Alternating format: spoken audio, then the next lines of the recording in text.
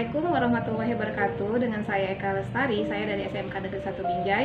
Nah, pada video pembelajaran hari ini adalah kita akan belajar mengenai kredit perbankan dan pencatatannya. Nah, dalam video pembelajaran kali ini adalah saya akan menjelaskan beberapa teori daripada kredit dan pencatatan akuntansinya.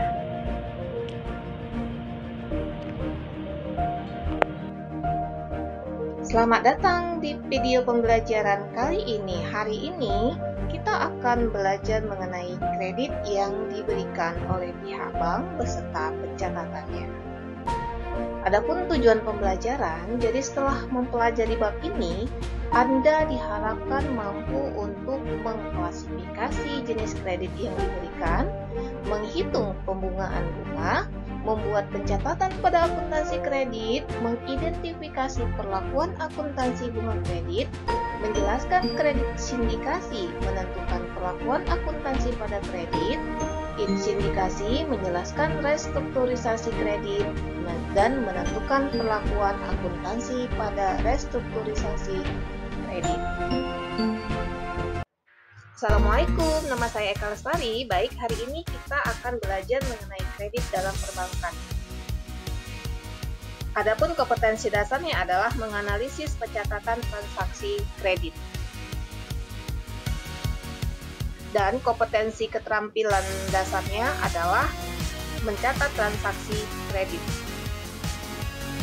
Tujuan pembelajaran menjelaskan pengertian unsur manfaat kredit, menjelaskan jenis jaminan dan perjanjian kredit, menjelaskan prosedur, dan menjelaskan aspek pemberian kredit. Oke, mari kita dengarkan penjelasan berikut ini.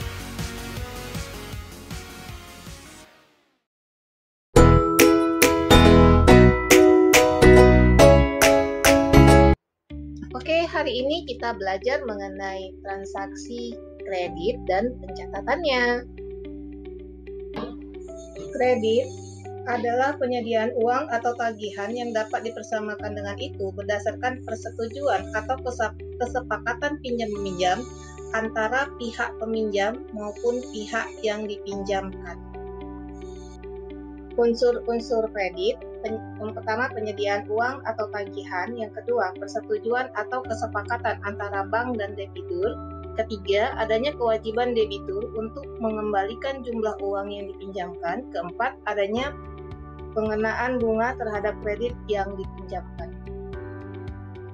Unsur yang terkandung dalam pemberian fasilitas kredit menurut Martono, satu, kepercayaan, yaitu keyakinan pemberi kredit bahwa uang yang dipinjam akan kembali. Dua, kesepakatan, yaitu adanya perjanjian masing-masing pihak pemberi dan penerima pinjaman.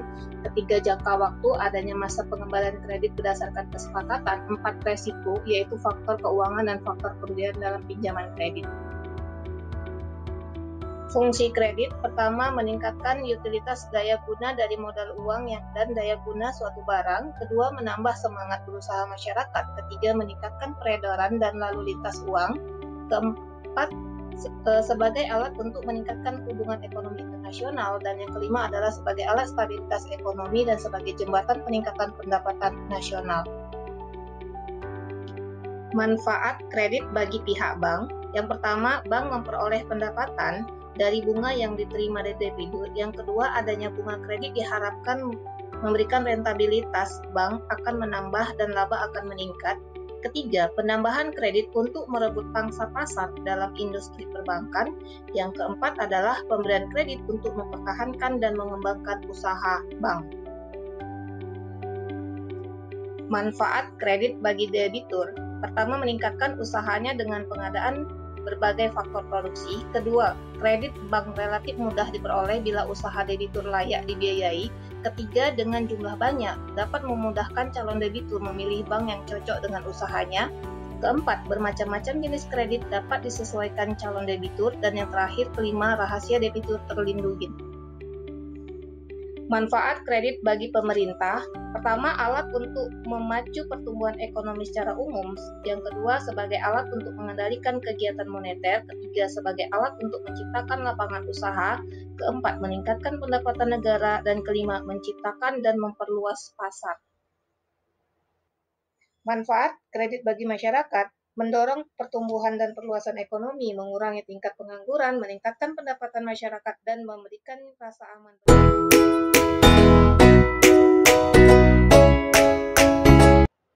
Materi selanjutnya adalah kita akan mempelajari jenis-jenis dari kredit.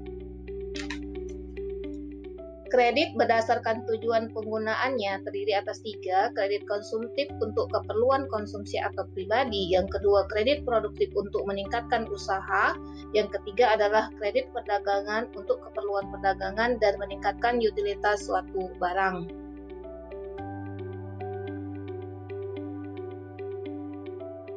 Kredit berdasarkan kegunaannya ada 2, kredit investasi yaitu untuk keperluan perluasan usaha atau membangun proyek. Yang kedua adalah kredit modal kerja untuk keperluan meningkatkan produksi operasionalnya. Kredit berdasarkan jangka waktu, yang pertama adalah kredit jangka pendek, itu diberikan kurang lebih daripada 1 tahun. Yang kedua kredit jangka menengah, itu diberikan 1 tahun sampai 3 tahun, dan kredit jangka panjang diberikan peminjaman lebih daripada 3 tahun.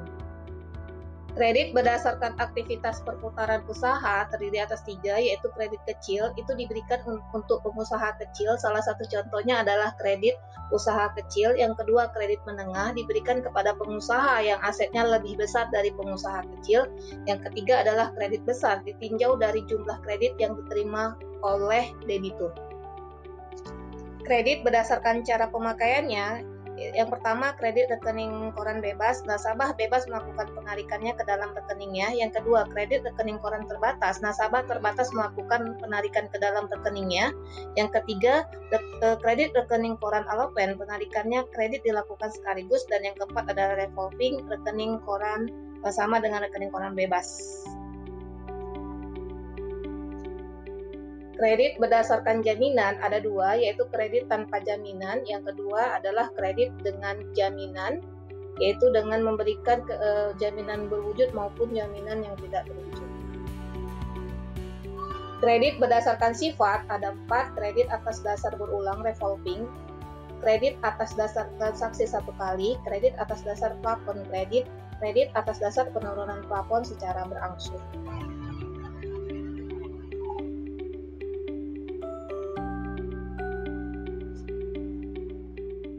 Kredit berdasarkan bentuknya terdiri atas 2. Yang pertama adalah cash loan, yaitu pinjaman secara tunai yang diberikan bank kepada nasabahnya. Yang kedua adalah non cash loan, yaitu tanpa diberikan uang cash.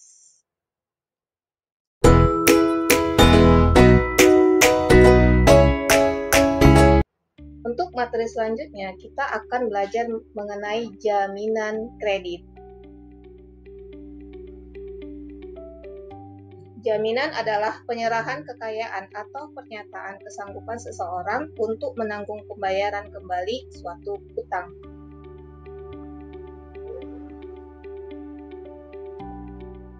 Agunan adalah jaminan tambahan yang diserahkan nasabah debitur kepada bank dalam rangka pembelian fasilitas kredit.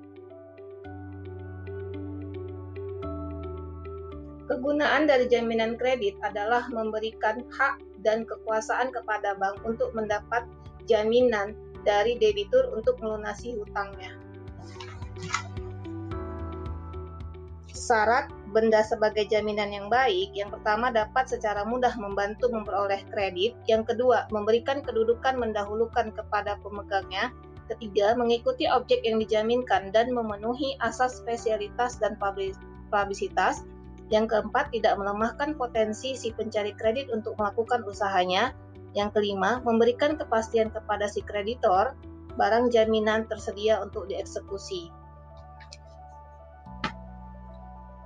Manfaat lembaga jaminan bagi pihak kreditor, yang pertama terwujudnya keamanan terhadap transaksi dagang yang ditutup, yang kedua memberikan kepastian hukum bagi kreditor untuk menerima pengembalian pokok kredit bunga dari debitur.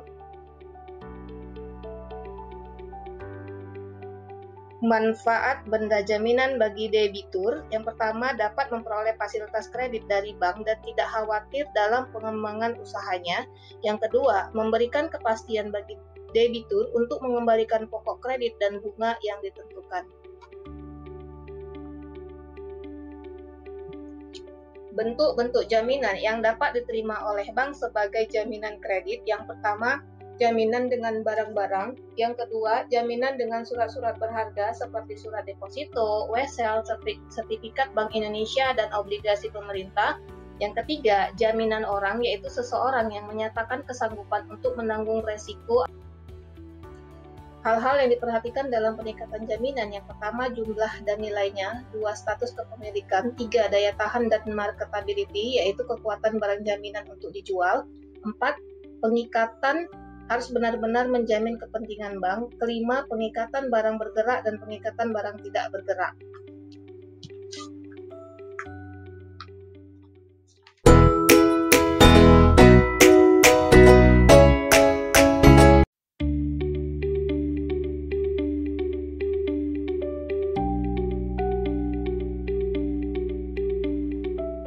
Tujuan prosedur kredit ada 4, yaitu standar dokumentasi kredit, perlindungan melalui program asuransi, pengawasan kredit, dan pedoman khusus penanganan kredit tertentu. Prinsip pemberian kredit berdasarkan prinsip kehati-hatian merupakan prinsip menjalankan fungsi dan kegiatan bersikap hati-hati dalam melindungi dana nasabah.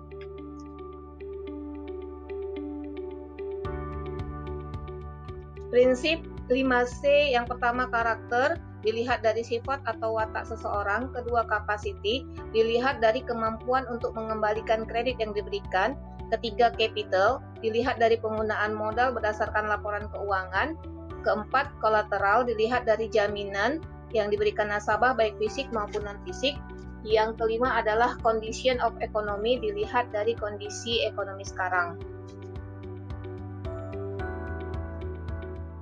Analisis 7P kredit, yang pertama personality, menilai nasabah dari segi kepribadian. Kedua, party, mengklasifikasi nasabah ke dalam klasifikasi berdasarkan modal, loyalitas, serta karakter. Purpose, itu mengetahui tujuan nasabah mengambil kredit. Prospek, menilai usaha nasabah di masa yang akan datang. Dan payment, cara nasabah mengembalikan kredit. Lanjutan prinsip 7P, yang pertama profitability, menganalisis bagaimana kemampuan nasabah mencari laba, dan yang terakhir adalah protection, tujuan bagaimana menjaga agar usaha dan jaminan mendapatkan perlindungan. Aspek prinsip studi ekonomi, yang pertama aspek hukum, aspek AMDAL, dan aspek ekonomis. Yang kedua adalah aspek pasar dan pemasaran, yang ketiga aspek keuangan, yang keempat aspek operasi ataupun teknis, yang kelima adalah aspek manajemen. Prosedur pemberian kredit, yang pertama pengajuan berkas-berkas, yang kedua penyelidikan berkas-berkas pinjaman, yang ketiga wawancara yang pertama, yang keempat survei ke lapangan, dan yang kelima wawancara kedua. Oke, prosedur pemberian kredit selanjutnya adalah keputusan kredit yang diterima akan dipersiapkan administrasinya, terjadinya penandatanganan akad kredit atau perjanjian lainnya, adanya realisasi kredit dan pemberian dana pinjaman, dan yang terakhir adalah pemberian kredit kepada pelanggan.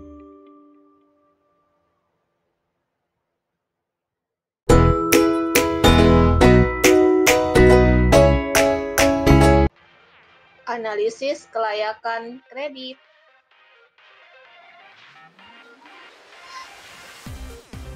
Rasio lancar digunakan untuk mengetahui kemampuan perusahaan memenuhi kewajiban jangka pendek. Rasio solvabilitas digunakan untuk mengetahui kemampuan perusahaan memenuhi kewajibannya.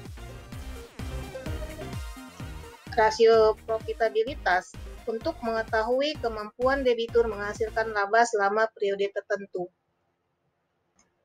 Average collecting period ratio digunakan untuk menghitung berapa lama rata-rata piutang yang diterima pembayarannya.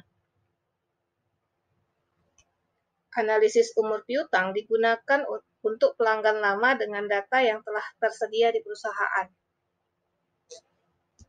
Inventory turnover ratio digunakan untuk mengetahui tingkat perputaran mutasi barang pada suatu perusahaan.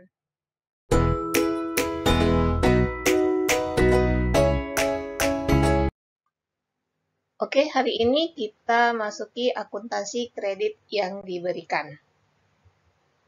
Bersama saya Eka Lestari. Nah, adapun tujuan pembelajaran itu adalah bagaimana cara menghitung pembungaan kredit, yang kedua membuat pencatatan pada akuntansi kredit, dan yang ketiga mengidentifikasi perlakuan akuntansi kredit. Baik, kalau kita lihat akuntansi kredit yang diberikan, apa sih pengertian daripada kredit tersebut gitu? Nah, kredit itu adalah kalau kredit pada perbankan di mana bank umum itu akan memberikan kredit kepada nasabahnya.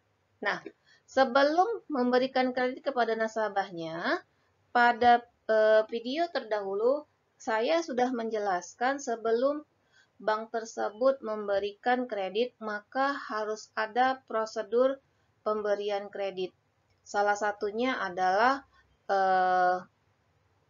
melihat daripada laporan keuangan, karakter daripada si nasabah tersebut, dan bagaimana kemampuan nasabah untuk mengembalikan dananya, dan uang yang untuk dibayar kredit itu seperti apa. Nah, ini harus diketahui oleh pihak bank.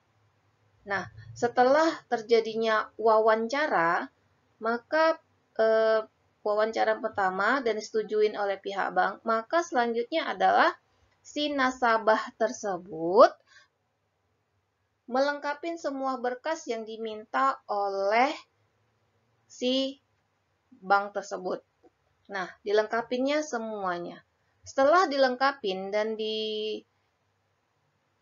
oleh pihak bank, maka adanya kesepakatan kredit antara si bank atau si debitur maupun kepada krediturnya. Ada kesepakatannya, ada perjanjiannya. Jangka waktu dilihat dari jangka waktu peminjamannya, modal berapa bulan jangka waktu, terus kesepakatan pengembalian dananya. Nah, setelah diberikan kesepakatan kredit, maka nasabah bisa mencairkan dananya tersebut untuk diberikan untuk modal kerja bisa, modal kredit konsumsi juga bisa, untuk modal usaha juga bisa. Nah, setelah terjadinya pencairan, maka selanjutnya adalah nasabah setiap bulannya harus mengembalikan atau membayar secara kredit ataupun bahasanya cicil setiap bulannya kepada pihak bank tersebut. Mungkin inilah alur daripada pemberian kredit tersebut. Nah, suku bunga kredit itu dia pencatatannya terbagi atas dua. Yang pertama mengenai accrual basic, di mana accrual basic itu adalah adanya pengakuan pendapatan bunga dari debitur. Yang kedua adalah cash basic-nya. Cash basic-nya itu pencatatan bunga ke dalam rekening pendapatan baru dilakukan pada saat diterima pembayaran dari nasabah.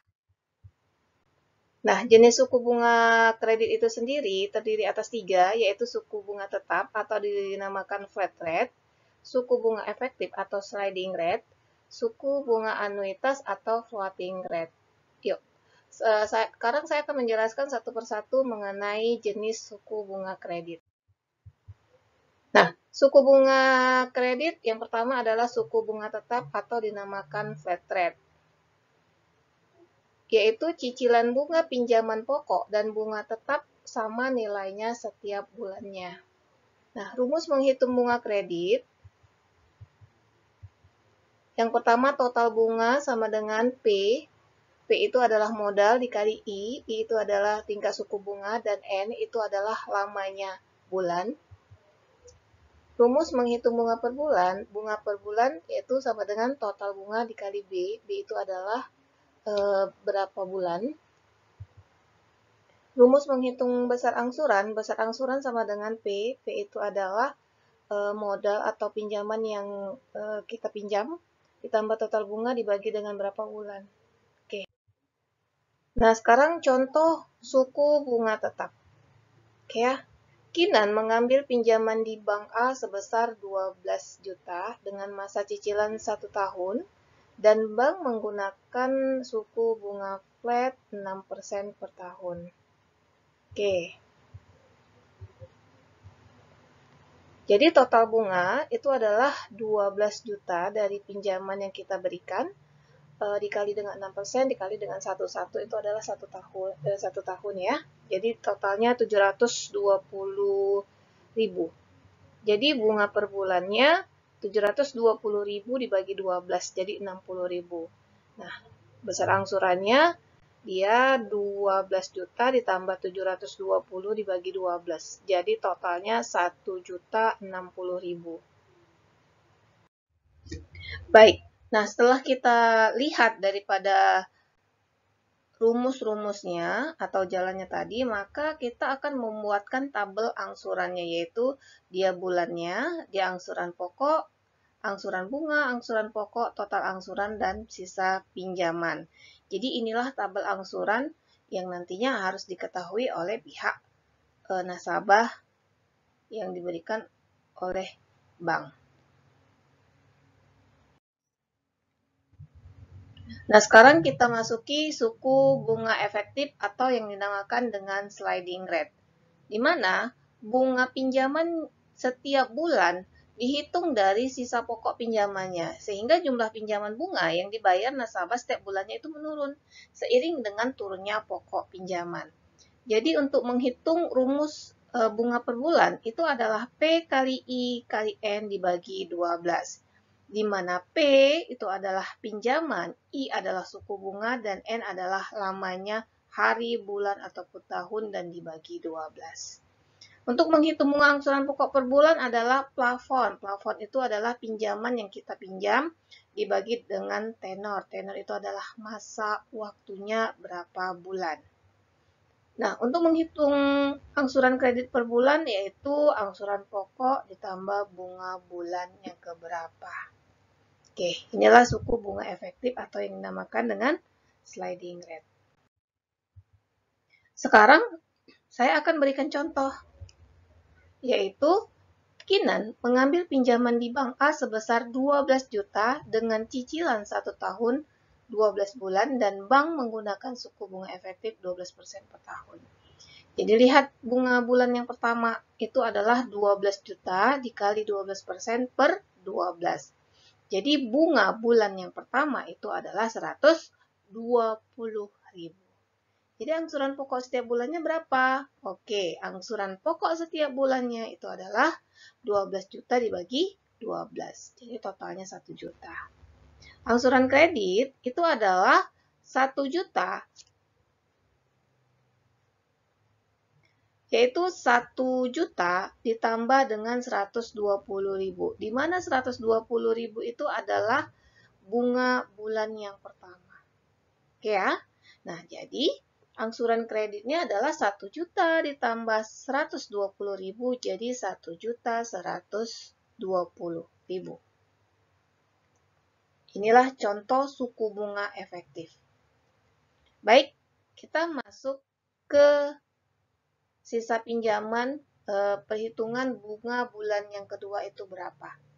Jadi, sisa pinjaman yang pertama itu kan 12 juta.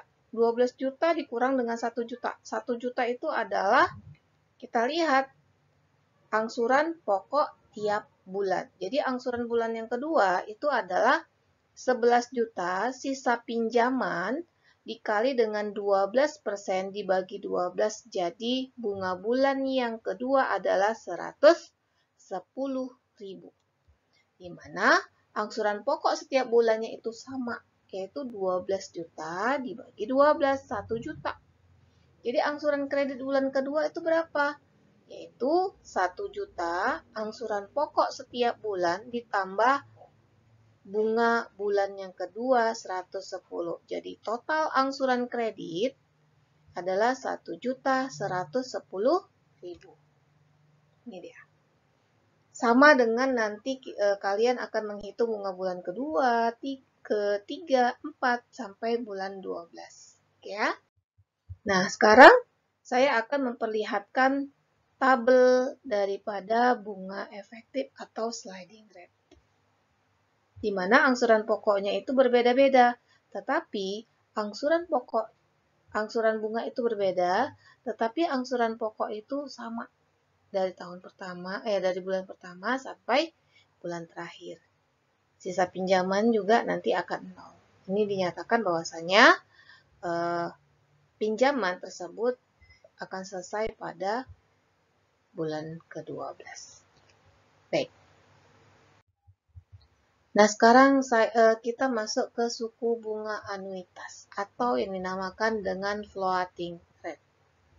Di mana suku bunga anuitas itu adalah sistem pembayaran yang dilakukan pada setiap selang waktu yang teratur. Jadi dalam jumlah yang sama itu tetap nominal angsuran bunga setiap periode atau bulan akan menurun, sedangkan angsuran pokok akan meningkat. Angsuran pokok dan bunga bila dijumlah setiap periode adalah sama besarnya. Oke, inilah dia gambar dari angsuran total dengan bunga floating rate. Oke, sekarang kita masuk ke contoh. Yang pertama adalah anuitas terdiri atas dua. Yang pertama anuitas pembayaran pada setiap akhir periode atau dinamakan angsuran postnumerando. Di mana kredit dengan angsuran postnumerando umumnya untuk kredit tunai. Kredit itu yang direalisasikan dalam bentuk uang tunai. Contoh ya, kredit modal kerja, kredit investasi, kredit pegawai. Jadi rumusnya adalah A, anuitas, M, modal atau nilai kredit dikali I, tingkat suku bunga, dibagi 1 dikurang 1, dikali 1 dikurang I, tingkat suku bunga, pangkat minus N, minus jangka waktu kredit bulan.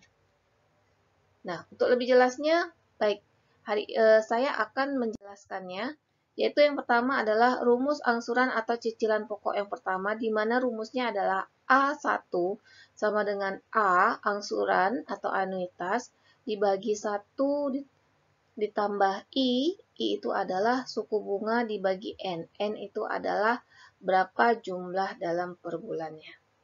Nah, yang kedua adalah rumus untuk menghitung angsuran pokok ke N atau AN. Rumusnya adalah A1 dikali I dikali 1 ditambah I dibagi N dikurang 1. Yang ketiga adalah rumus untuk menentukan angsuran bunga pertama, di mana B sama dengan M dikali dengan I. Rumus untuk menentukan angsuran bunga ke N, jadi BN sama dengan anuitas dikurang AN. Yang terakhir adalah rumus untuk menghitung saldo pokok, yaitu pokok pinjaman dikurang dengan cicilan pokok. Ini adalah rumus-rumus yang akan nantinya kita cari pada anuitas tersebut. Nah, sekarang saya buatkan contohnya. Contoh, plafon kredit disetujui dan dicairkan sebesar 200 juta pada tanggal 1 Mei 2020 dengan suku bunga 18%. PA, paid to anuitas. Dan dengan jangka waktu 1 tahun atau 12 bulan. Jadi berapa besar angsuran yang harus dibayar debitur setiap bulannya? Jadi kita buatkanlah rumusnya di mana A sama dengan M kali I per 1 dikurang 1 I pangkat minus N. Keterangannya adalah M itu 200 juta. Di mana I sama dengan 18% dibagi dengan 12. Sama dengan 0,015. N sama dengan 1 tahun dikali 12 bulan. Jadi untuk menghitung angsuran kredit per bulan atau anuitasnya itu yaitu 200 juta dikali 0,015 I. Ini kan M 200 juta, I 0,015. 1 dikurang dalam kurung 1 ditambah 0,015 minus 12. Jadi total anuitasnya adalah 18.395.998,59. Ini adalah contoh perhitungannya. Nah, sekarang kita lanjut yang kedua. Menghitung angsuran pokok pertama, di mana A, angsuran yang pertama, anuitas, tadi anuitasnya sudah dapat berapa? 18.339.998,59 dibagi 1 ditambah 0,015 pangkat 12. 12 dari mana? N. 12. Jadi, untuk angsuran pokok pertama yaitu 15.335.998,59. Nah, untuk menghitung angsuran pokok kedua, itu adalah AN, rumusnya sama, maka ini yang didapatnya A sama dengan A1 dikali 1 ditambah I pangkat N dikurang 1. Jadi, A1-nya berapa? 15.335.998,9 dikali 1 ditambah 0,05 dipangkat, karena ini ambil angsuran pokok yang kedua, maka kita buat 2 kurang 1. Jadi, angsuran yang kedua adalah 15.566.038,57. Begitu dengan seterusnya, dengan angsuran pokok ketiga juga seperti itu. Di sini dibuatkan 3. 3 dikurang 1. Jadi, 15.335.998,59 dikali 1 ditambah 0,015 pangkat 3 dikurang 1. Jadi, totalnya adalah 15.799.529,15. Bisa paham sampai di sini? Oke. Nah, sekarang kita lanjut. Menghitung angsuran bunga ke N atau BN, di mana B1 sama dengan anuitas dikurang A1. Jadi 18.335.998,59 dikurang 15.335.998,59. Jadi totalnya 3 juta. Sama dengan B2. B2 itu adalah 18.335.998,59 dikurang 15.566.035,57. Jadi dapatnya adalah 2769.960,02. Jadi untuk menghitung sisa pinjaman pada akhir ke N, maka pinjaman seperti ini 2769.960,02 dibagi 0,015 dapatnya adalah 184.664.001,4. Oke. Inilah dia menghitung angsuran bunga ke N atau BN dan menghitung sisa pinjaman pada akhir tahun ke N. Oke, ini saya buatkan tabel angsurannya. Angsuran bunga anuitas di mana total angsuran itu sama. Yang membedakan adalah angsuran bunga dengan angsuran pokok. Berbeda dia. Oke, sekarang kita lanjut yaitu yang kedua, anuitas pembayaran pada angsuran kredit setiap awal bulan. Diterima setiap awal bulan atau prenumerando. Di mana kredit ini biasanya untuk kredit non-tunai seperti kredit kepemilikan rumah atau KPR, kredit pemilikan mobil atau KPM. Untuk kredit-kredit semacam ini, nasabah biasanya akan dibebani uang muka atau down payment. Dan angsuran perdana pada saat akad kredit ditandatangani. Jadi pola pembayaran ini sebenarnya nasabah membayar angsuran di awal bulan.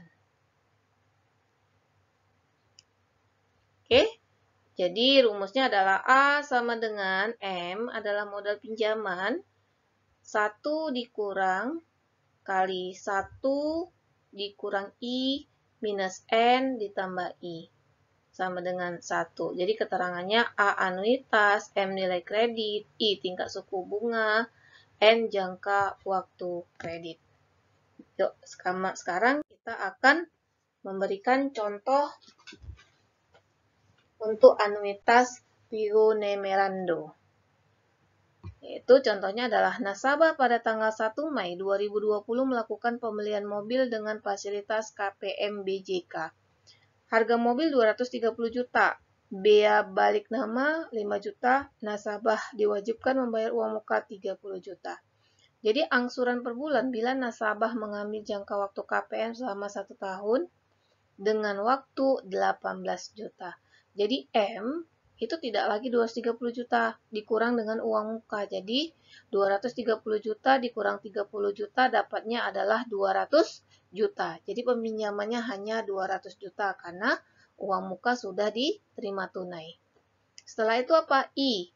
I adalah tingkat suku bunga itu 18%. Karena untuk tingkat bunga per bulan, maka 18% dibagi 12 sama dengan 0,015. N itu adalah 1 tahun 12 bulan.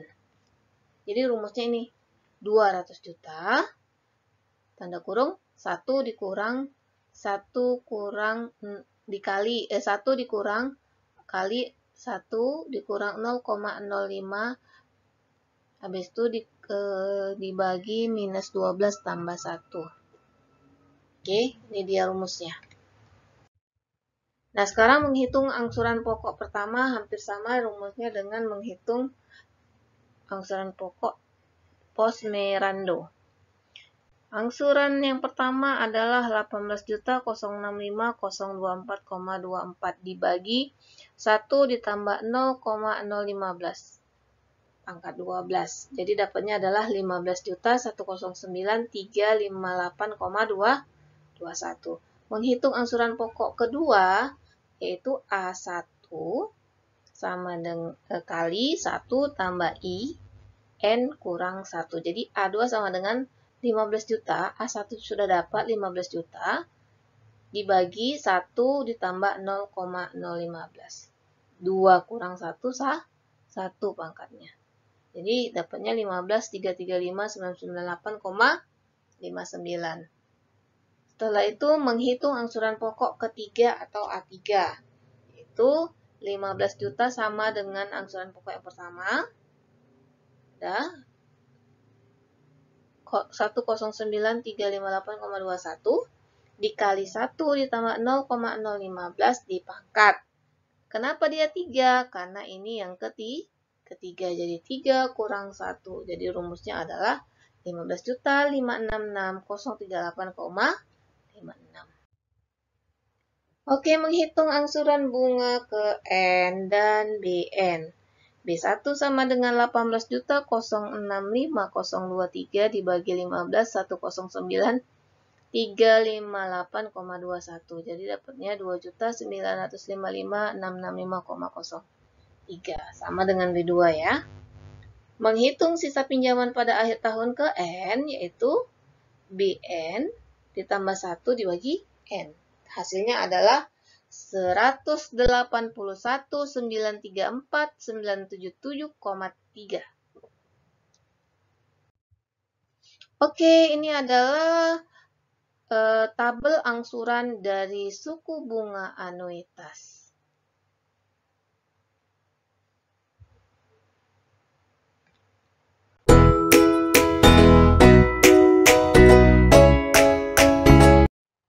Oke, hari ini kita belajar mengenai pencatatan akuntansi kreditnya. Di sini saya buatkan contohnya. Nah, contoh soal pencatatan akuntansi kredit. Tanggal 25 April 2020, Kenji mengajukan permohonan kredit kepada Bank A Semarang sebesar 50 juta. Aplikasi kredit disetujui pada tanggal 1 Mei 2020 dengan jangka waktu 1 tahun. Tingkat suku bunga sliding rate 20%.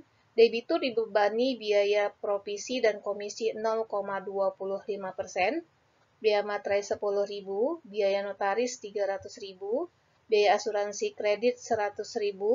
Pada tanggal 1 Mei 2020, Kenji langsung mencairkan kredit 50 juta dengan perincian transfer ke Bank Cirebon 20 juta, dikreditkan ke rekening giro Kenji 20 juta dan ditarik tunai 10 juta. Nah, di sini kita buatkan dulu Yang pertama, bunga bulan yang pertama itu adalah bunga bulan yang pertama 50 juta dikali 20% per 12. Jadi totalnya 833.333,33. Nah, angsuran pokok tiap bulannya itu adalah 50 juta dibagi 12 sebesar 4.166.666,67. Nah, angsuran kredit bulan pertama itu adalah angsuran pokok kredit bulan pertama ditambah dengan bunga bulan pertama, jadi totalnya adalah 5 juta. Kita buat perincian untuk bulan yang kedua adalah sisa pinjaman 50 juta dikurang angsuran pokok tiap bulan itu adalah 45.833.33,33. Jadi untuk menghitung bunga bulan yang kedua itu adalah sisa pinjaman dikali 20% per 12. Jadi hasilnya 763.888,89. Angsuran pokok tiap bulannya sama 4.166.666,67. Jadi angsuran kredit bulan kedua itu adalah 4 juta, yaitu angsuran pokok tiap bulan ditambah dengan bunga bulan yang kedua sebesar 4.930.555,56. Nah, ini adalah tabel angsurannya yang sudah saya berikan, tabel angsurannya. Oke, pencatatan pada saat kredit disetujui dan langsung dicairkan ini pada tanggal 25 April.